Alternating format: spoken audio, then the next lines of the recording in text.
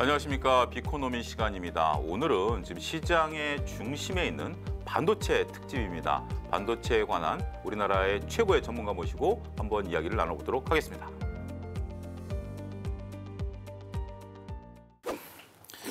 이영수 대표님 모시고 본격적으로 반도체 얘기를 해보도록 하겠습니다. 먼저 간단하게 본인 소개. 지금 17년째 테크 산업을 분석하고 있고요.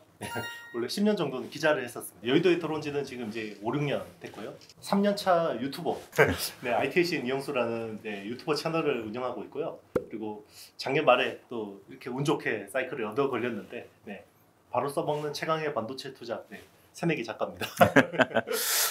뭐 저도 그 책을 봤습니다만 인사이트가 굉장히 훌륭한 거예요. 뭐 얻어 걸렸다라고 애들어서 표현하시지만 정말 반도체를 이해해야 우리나라 또 주식 시장을 이해할 수 있는 그러한 거고, 우리나라 산업에 있어서의 굉장히 중요한 역할, 그리고 우리 반도체 기업들이 우리나라 또 지수에 미치는 영향 이런 거 크기 때문에 굉장히 중요한 인사이트를 얻을 수 있는 책이 아니겠나 싶습니다. 아무래도 최근에 반도체 관련 주식들, 뭐 대장주라고 할 수 있는 게 삼성전자, SK 하이닉스죠.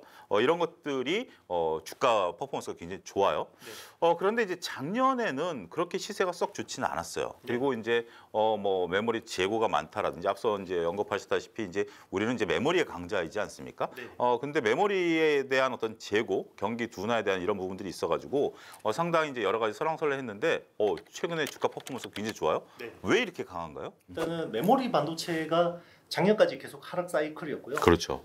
이게 상승 사이클이 올라오는 와중에 AI 혁명이 중첩되어버렸어요. 그러다 보니까 반등의 상승 사이클에 접어드는 데다가 AI 쪽에 이슈가 되다 보니까 굉장히 급하게 오른 측면이죠. 보통 이제 메모리 반도체 같은 경우는 이제 바닥을 찍고 올라올 때 이렇게 보면 쌍바닥을 찍는 경우가 많아요. 그래서 앞바닥은 보통 공급단에서 이슈가 나옵니다. 이제 캐펙스 투자 축소, 뭐 웨이퍼 투입을 줄이는 감산, 뭐 이런 이슈에서 이제 한번 앞바닥이 나오고요. 그리고 이제 앞바닥이 나오다가 좀 또 밀려요. 또 올라가다가 주가적으로는 항상 주식을 선반영해 버리니까 그렇죠. 결국 진바닥이 이제 뒷바닥은 보통 재고 감소 그리고 이제 주문 증가에서 나오는데요. 보통 뭐 주문 증가하는 걸 알 수가 없잖아요. 그렇죠. 메모리 반도체라는 건 사실 B2B 산업이고 이게 그리고 대부분 고정거래 가격 시장을 움직여요. 95% 정도가 이제 기존에 사가던 고객들이 계속 사가는 거고, 한 5% 정도의 스팟 가격을 통해서 고정거래 가격을 좀 이제 추정을 하거든요.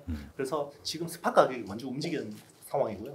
스팟 가격은 오르고 있는데 아직까지 고정거래 가격은 움직이지 않고 있기 때문에 주가는 또 선반영해서 땡기고 있는 거죠. 그런데 이제 우리가 이제 지금은 이제 디램 쪽과 이제 뭐 어떻게 보면 시스템 쪽에 집중했다라면 지금 이제 새로운 동력은 이제 인공지능인 것 같아요. 그럼 인공지능과 관련된 이 동력, 특히 이제 GPU 그러면 아무래도 엔비디아가 글로벌 점유율이 굉장히 높지 않습니까? 그러면 일단은 인공지능에 대한 어떤 전망, GPU에 대한 전망, 그다음에 더불어서 우리 SK 하이닉스와 삼성전자가 여기서 어떤 반사이익을 얻을 것인가, 이 부분을 좀 한번 좀 설명해 주시죠. 일단 엔비디아가 사실은 크게 수혜를 보게 된 거는 사실 운이 작용한 것도 있어요. 이게 AI 기술이라는 게 트렌드가 휙휙 바뀌어요. 사실 그 2010년대 초반만 해도 약간 그 우리 지금 흔히 이야기하는 딥러닝이라는 이 기술이 있잖아요. 굉장히 마이너한 기술이었어요. 그때는 막 그 모든 그 AI 연구자들이 나 딥러닝 하고 있어. 그러면 뭐 그런 걸 하고 있니? 잘 안 되는데. 근데 기술이라는 게 사실 특이점을 넘어가기 시작하면요, 이렇게 J컵으로 올라오거든요. 그러니까 딥러닝이라는 기술이 2013년, 14년부터 웬만한 어떤 AI 대회를 다 씹어먹고 다녀버리는 거예요. 그때부터 갑자기 마이너한 기술이 메인스트림이 돼버렸어. 우리는 이제 체감하는 게 딥러닝이라는 기술이 2016년 알파고 그때 사태 때 많이 그렇지. 딱 인식이 이제 딱 바뀐 거죠. 맞습니다. 그래서 그때 어떤 그 AI 트렌드가 계속 가겠구나라고 해서 모든 반도체들이 다 그쪽에 초점을 맞추고, 그런데 또 휙 바뀝니다. 그게 언제냐면 2017년에 구글이 트랜스포머라는 모델을 내놓았거든요. 우리가 지금 GPT라고 하는데 이게 제너러티브 프리트레인드 트랜스포머인데요. 이 트랜스포머라는 모델이 되게 중요합니다. 그러니까 뭐 이걸 다 이야기하면 너무 복잡해지니까, 트랜스포머는 일단 기존에 어떤 우리 AI가 할 때 라벨링 학습을 했잖아요. 이걸 안 해도 돼요. 라벨링이 필요 없는데 대신에 디램에서 굉장히 많은 데이터들을 갑자기 땡겨서 써야 돼요. 그런데 기존에 우리 그 트랜스포머가 나오기 전에 어떤 그 AI 알고리즘이나 반도체들은 어떻게 돼 있냐면 라벨링을 하기 때문에 그렇게 많은 디램을 안 붙여놓은 거예요. 그래서 보통 캐시 메모리라고 하는 SRAM 정도만 이렇게 옆에 붙여놨거든요. 그거 가지고 트랜스포머로 돌리기가 되게 힘든 거죠. 그리고 GPT가 사실은 우리가 이게 3.5 기반인데 1, 2 때까지 아무도 몰랐거든요. 그렇죠. 근데 3부터 또 특이점을 넘어가기 시작한 그게 이제 작년 하반기부터 이 챗GPT가 붐을 일으킨 거고요. 근데 갑자기 기술 트렌드 확 바뀌니까 이전에 AI 트렌드에 맞게 준비해 놓은 빅테크 업체들은 이걸 할 수가 없어요. 갑자기 뭘 갖다 쓸 때 제일 좋은 건 엔비디아거든요. 그러니까 범용 GPU를 가지고 와서 막 지금 투자를 하는 거죠. 그러니까 지금은 최대한 어떤 그 데이터 학습을 해야 되는 기간이거든요. 그렇기 때문에 지금은 엔비디아 칩을 누가 많이 가지고 있나? 그거에 따라서 빅테크 업체들의 AI 성능이 달라지는 거고요. 여기에 또 이제 그 엔비디아 GPU하고 페어링해서 들어가는 그 고성능 D램이 HBM, 하이 밴드위스 메모리라는 건데 그게 또 SK 하이닉스가 또 얻어 걸린 측면이 있어요. 그리고 이제 전체 시장을 보면 엔비디아 SK 하이닉스가 50% 그리고 이제 삼성전자가 40%, 뭐 나머지 이제 마이크론 10% 정도인데 고성능 HBM 쪽은 거의 엔비디아 SK 하이닉스가 독점이라고 보시면 됩니다. 하이엔드 쪽이 HBM3라는 거거든요. 근데 삼성은 사실 HBM3 쪽이 준비가 잘 안 돼 있어요. 그때 이제 또 트렌드로는 우리가 GDDR 기존 그 DRAM 그래픽 DRAM으로 충분히 커버가 된다고 생각했는데 이 또 트랜스포머가 갑자기 떠버리니까 삼성도 좀 당황스러웠죠.